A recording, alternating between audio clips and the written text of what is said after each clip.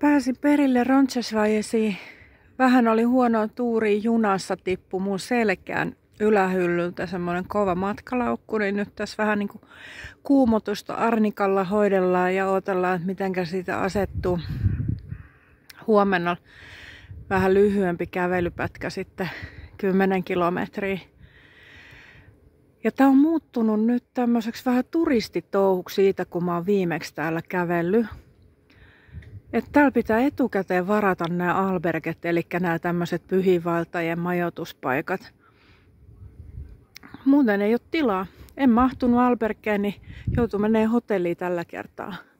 Ja nyt varasin sitten huomisen yöpymisen jo.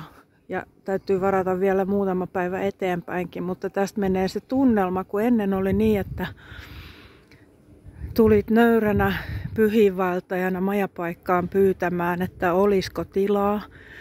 Silloin oli joka kerta tilaa, mutta tällä kertaa nyt ei nähtävästi sitten ole. Täällä on niin paljon niin turistimielessä ihmisiä nykyään. Toivotaan, että tästä iloksi muuttuu.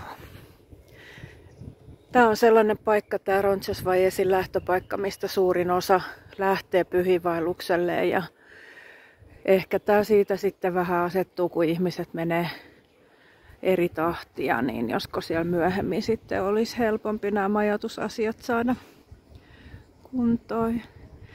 Tuossa näkyy tuollainen pyhiinvaeltajien simpukka, eli noilla merkeillä tämä koko vaellusreitti on sitten merkitty, että näitä tästä lähtee huomenna sitten metsästämään.